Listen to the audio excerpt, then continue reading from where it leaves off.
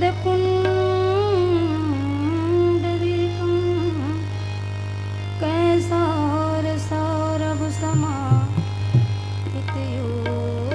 कैसरसौरभसमाहितयोगचित्तं हन्तुं त्रितापमनिशं मुनिहंससेव्यं सन्मालिशालिपरप्रीतपरागपुण्डम् उल्लङ्घ सिन्धुसलिलं सलिलं यः शोकवह्निं जनकात्मजायाम् आदायते नैव ददाह लङ्कां नमामि तं पाञ्जलिलाञ्जनेयं सच्चिदानन्दरूपाय विश्वोपत्यादि हेतवे तापत्रय अविनाशाय श्रीकृष्णाय वयं नमः श्रीकृष्णाय वयं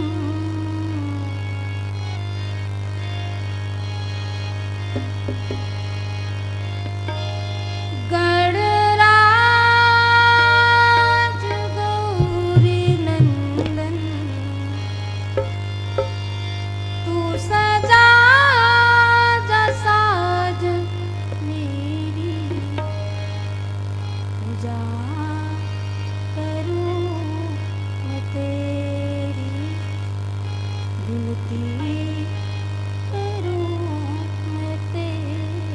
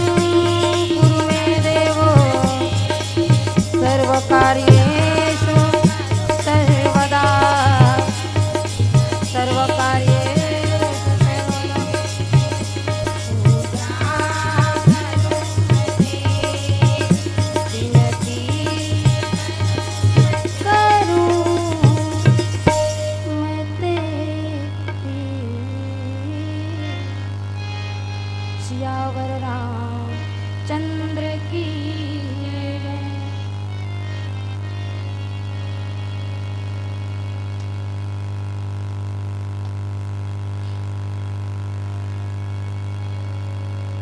राम कथा अनुरागी समस्त भक्तजन को हमारी ओर से सादर अभिनंदन, सादर अभिवादन। आपके ग्राम अछोली में विगत 2 दिन से ज्ञान की गंगा, वैराग्य की गंगा और भक्ति की गंगा प्रवाहमान होती है, हो रही है, जहाँ 3 धाराओं का समागम होता है। जैसे यहाँ मानस समागम हुआ, 3 धाराओं का समागम जहाँ होता है वो तीर्थ बन जाता है। ऐसे ही ज्ञान रूपी धारा, भक्ति रूपी धारा बह रही है आपके गांव में। इस पावन धारा को बारंबार नमन करते हुए, पारब्रह्म परमात्मा के चरणार विंद में कोटिशः नमन करते हुए आइए यही भाव के साथ। कथा तभी समझ आती है जब हमारी इंद्रियां उस ओर जाती है, इस ओर के सिया राम मैं सब जग जानी करहूं प्रणाम जोरी जुग पान।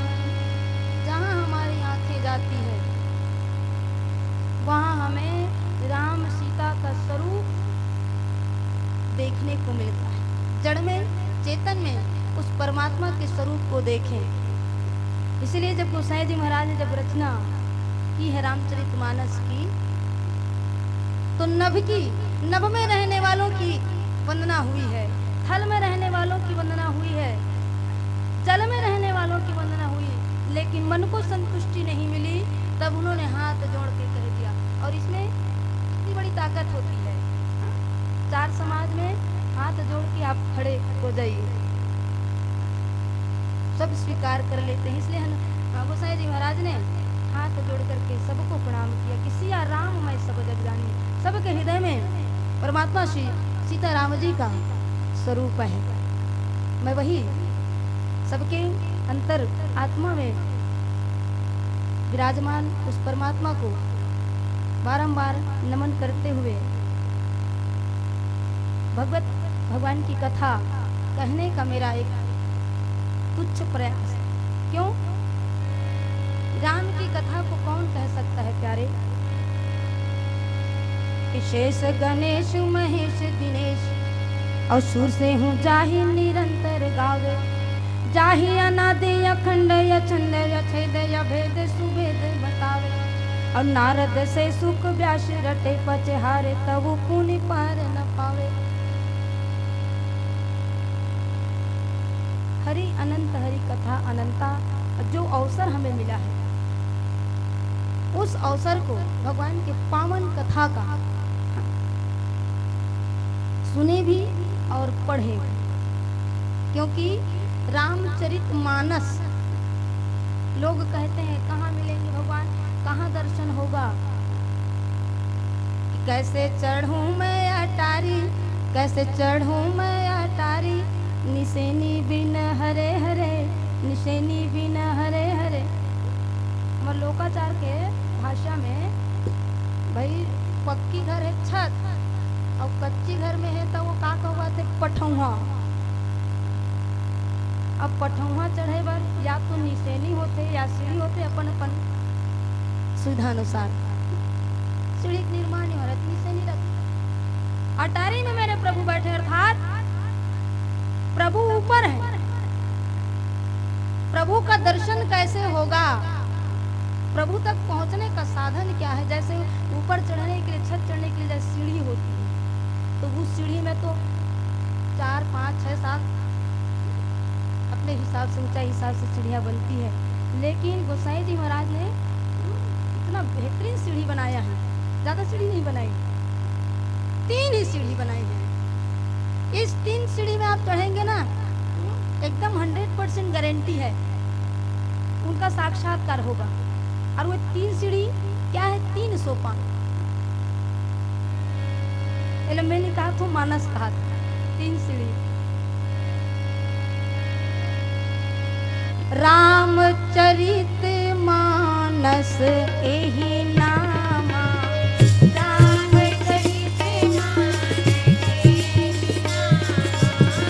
रामचरित और मानस, ये 3 सीढ़ी है उस परम तत्व को जानने के लिए, उस परम तत्व का दीदार पाने के लिए इसी 3 सीढ़ी का भी इस्तेमाल कीजिए। और जब ईश्वर का साक्षात्कार हो जाएगा, रामचरित मानस यही नामा,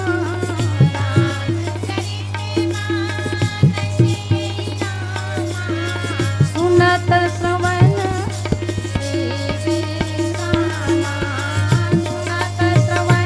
पावन कितनों को भी देखोगे पाओगे, लेकिन विश्राम नहीं मिलता, जीवन को शांति नहीं मिलती।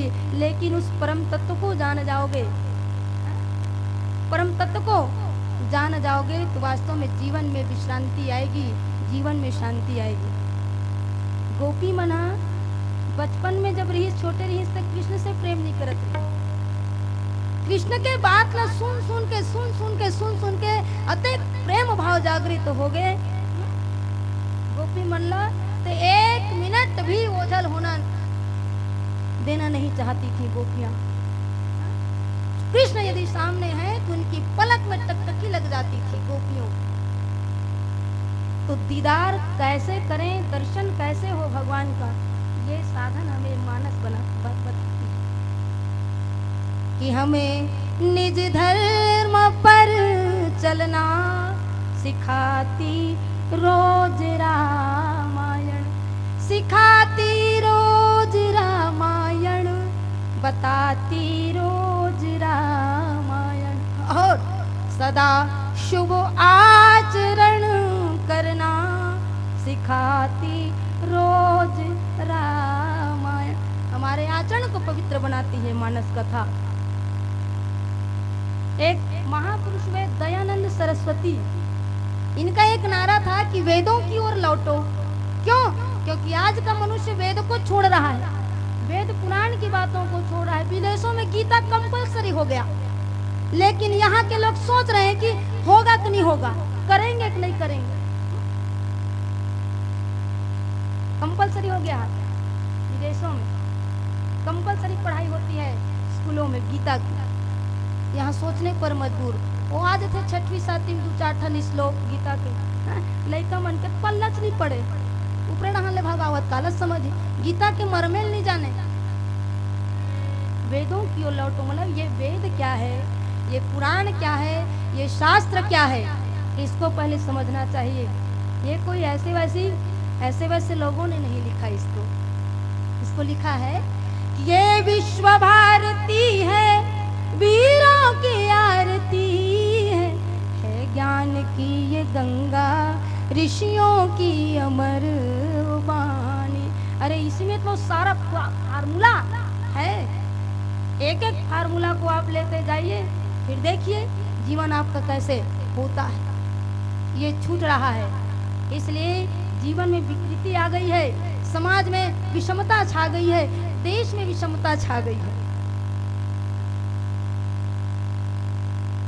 देखने को मिलता है, सुनने को मिलता है, पढ़ने को मिलता है, नफरत सी हो जाती है, घृणा सी हो जाती है। कहा कि ऐसा है हमारा समाज, ऐसा है हमारा परिवार, ऐसे हैं हमारे बच्चे संस्कारहीन, जो अपनी नैतिकता को भूल गए, अपनी मानवता को भूल गए। मानव हो प्यारे तो मानव धर्म को निभाओ।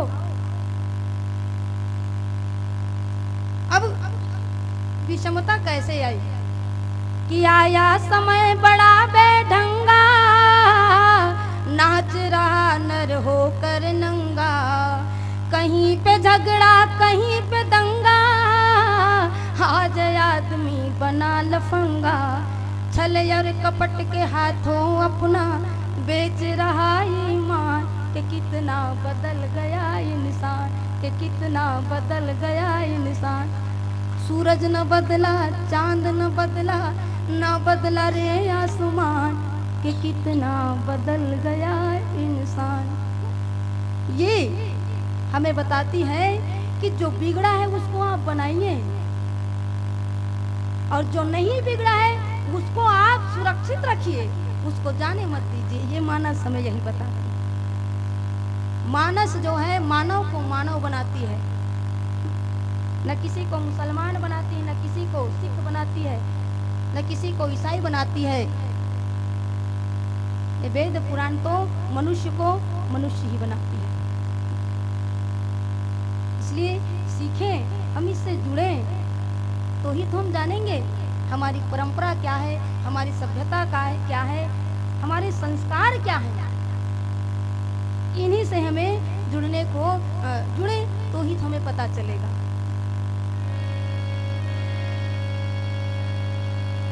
उत्तरकांड, सप्तम सोपान उत्तरकांड।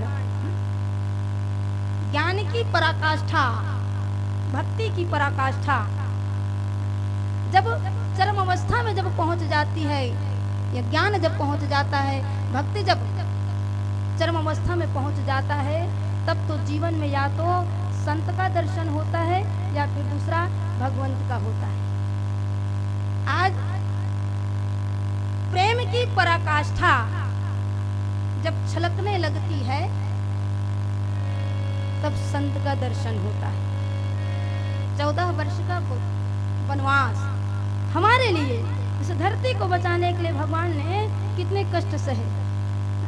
बन के कंटका किरण मार्ग में उनका घूमना, विचरण करना, सीता मैया का हरण हुआ, कितना क्लेश हुआ भगवान को।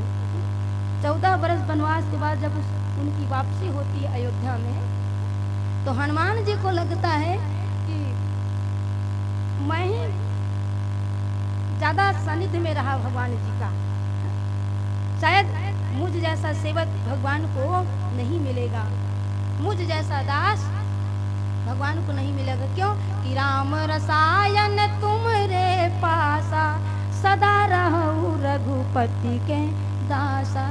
भगवान को लगता है हनुमान जी में कहीं ये अहंकार ना आ जाए। कहा कि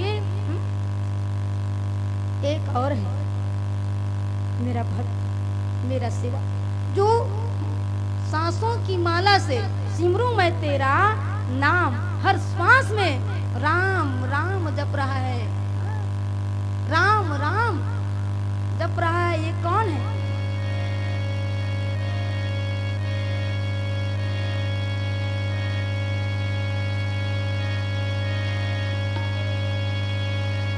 भरत सरिस यस को वस नहीं, जग जपु राम राम जपु जेहि।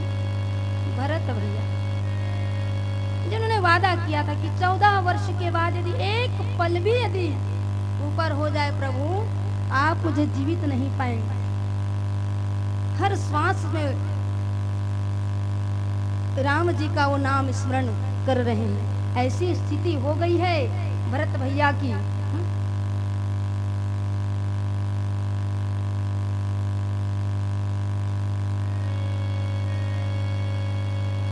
दिल उनको ढूंढता है गम का सिंगार करके, आंखें भी थक गई है अब इंतजार करके, एक श्वास रह गई है वो भी न टूट पाए, लो आ गई उनकी याद वो नहीं आए, लो आ गई उनकी याद वो नहीं आए। बस कुछ ही पल बचा है 14 वर्ष पूरे होने में, लेकिन राम का दर्शन नहीं हो पा रहा है। व्याकुलता बढ़ जाती है भरत के हृदय की, इतना विचलित हो जाता है।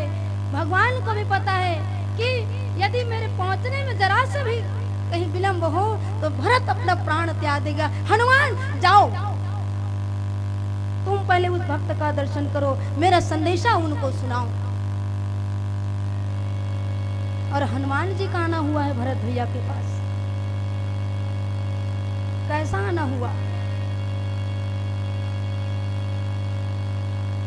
हनुमान जी ने भरत भैया को देखा, इनको लगता था कि राम रसायन तुम्हारे पासा, सदा रहु रघुपति के दासा।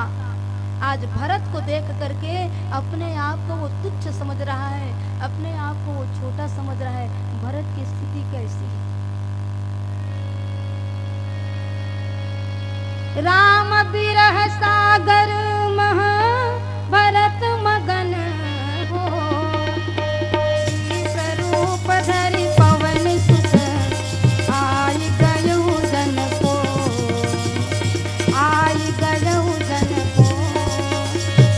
राम बिरह सागर मह भरत मगन मन हो, स्वरूप धरि पवन सुत आई गयहु जन को, आई गयहु जन को। विरह के सागर में भरत भैया डूब रहे हैं, डूब रहे हैं, डूब रहे हैं। और डूबते को जैसे तिनके का सहारा होता है, बस उसी तरह हनुमान जी ब्राह्मण रूप में आए हैं वहां। किस रूप में? तारने के लिए। अरे संत ही तो जीव को तारता है। जीव जब संसार सागर में डूबता है तो संत उसे तारने पहुंच जाता है। क्यों? क्योंकि उस जीव की पहचान संत को हो जाती है कि यह जीव कैसा है। भरत की तल्लीता क्या कि मोहे लागी लगन हरि चरणन की, हरि चरणन की। चरण बिना मोहे कुछ नहीं भाए। सीताराम चरण रति मोरे, सदैव श्री सीताराम जी के चरणों में अनुराग रखने वाले भरत भैया को आज बचाने के लिए, सहारा देने के लिए मेरे हनुमान जी आए हैं। सियावर राम चंद्र की जय। और हनुमान जी ने जैसे ही भरत को देखा है उस स्थिति में आए हैं नजदीक में। और हनुमान जी को लगता है कि आज फिर दिल में एक तमन्ना थी। तमन्नाएं उठ रही है कि मैं कुछ सवाल जवाब करूं भरत से। आज फिर दिल में एक तमन्ना थी, लेकिन चुप रह गए क्योंकि भगवान ने संदेशा देने को कहा है। आज फिर दिल को हमने समझाया, आज फिर दिल को हमने समझाया। कहा कि प्रभु की लीला। शायद मेरे अहंकार को नष्ट करने के लिए मेरे प्रभु ने मुझको भरत भैया तक भेजा। नहीं तो आते उनको देर नहीं लगती भरत जी भैया के पास, लेकिन क्यों मुझे भेजा वो सोचने पर मजबूर हो गए हनुमान जी। तुमको देखा तो ये ख्याल आया, जिंदगी धूप तुम घना साया। तुमको देखा तो ये ख्याल आया। भरत भैया को जब हनुमान जी ने देखा है वो सोचने पर मजबूर हो गए कि मुझसे भी ज्यादा प्रेम करने वाले प्रभु के ये भक्त है, प्रेमी हैं ये भरत भैया। प्यारे,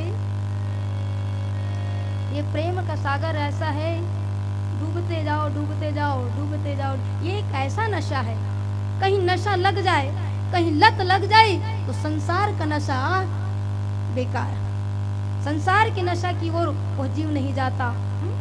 एक तो लगता नहीं है नशा, और कहीं लग जाए तो वो डूबता जाता है, डूबता जाता है, तब तक जब तक उसको पा नहीं जाता। इसलिए संत महात्मा कहते हैं कि आ मैं तुझे बता दूं, आ मैं तुझे बता दूं कि बड़ी तल्ख होती है पीने से पहले। मेरे माशूक के अदा निराले गिराता बहुत है उठाने से पहले, विरहता बहुत है उठाने से पहले। आज इतना आकंठ हो गया विरह अग्नि में जल रहा है भरत।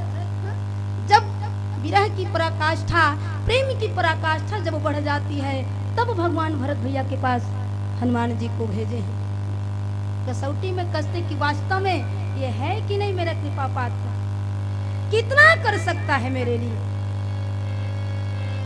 सियावर राम चंद्र की एक स्थिति एक कथा आसक्ति बढ़ाते भगवान के प्रति, भजन आसक्ति बढ़ाते भगवान के प्रति, कीर्तन आसक्ति बढ़ाते भगवान के प्रति। तो एले सुनहुच नहीं, एले धरहुच नहीं, तो ओ प्रेम कहाँ लाही हृदय में बताओ। दुर्लभो मानुषो देहा देही नाम क्षणभंगुरा। मानव जीवन मिला है प्यारे, तो खाएंगे पिएंगे घूमेंगे फिरेंगे ऐश करेंगे, और क्या इसके लिए नहीं मिला है। जीवन मिला है तो किस लिए मिला है। अब एक भजन तब बताओ। सियावर राम चंद्र की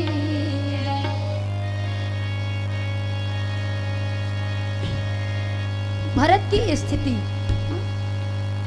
जब तक एक जुनून न हो हृदय में, जब तक एक भूख न हो, जब तक एक प्यास न हो भगवान के लिए, एक तड़प न हो, भगवान भी देखते रहते हैं कि मेरे लिए तुम्हारे हृदय में तड़प है, मेरे लिए तुम्हारे हृदय में प्यास है कि नहीं। और यही प्यास को बताते ही ये भजन। आइए हम सब आनंद लेते हैं। प्यासे नैनों के लिए मेरे प्रभु, प्यासे नैनों के लिए मेरे प्रभु, तेरा दर्शन जरूरी है प्रभु, तेरा दर्शन जरूरी है प्रभु।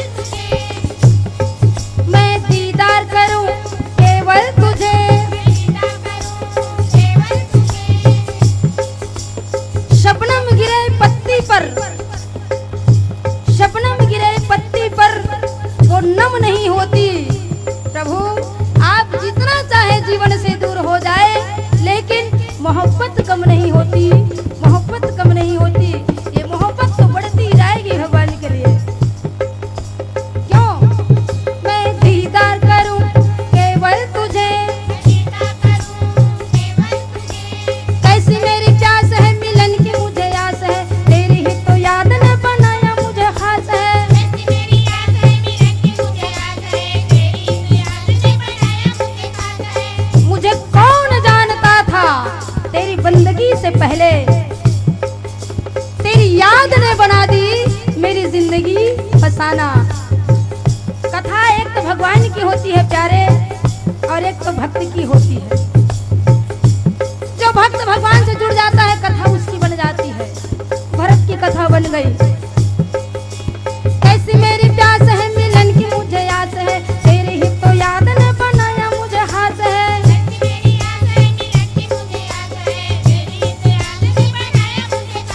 बनाया मुझे खास है, मुलाकात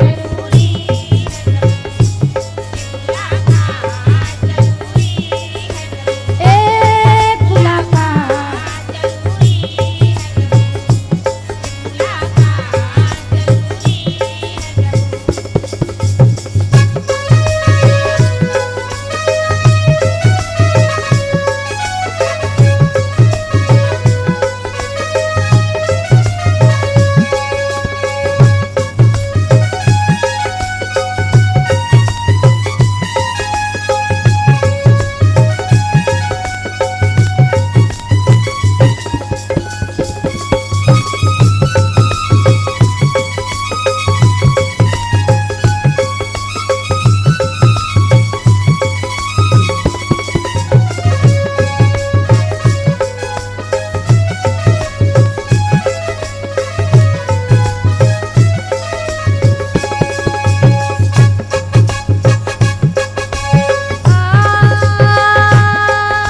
मेरी सांसों में समाया हुआ,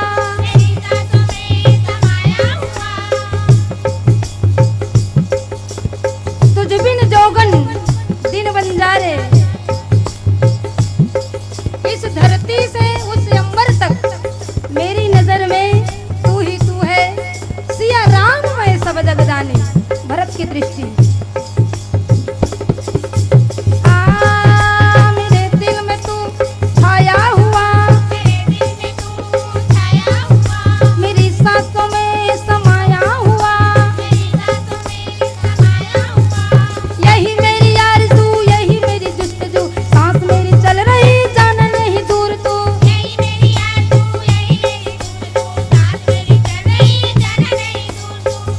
मेरी आरज़ू यही है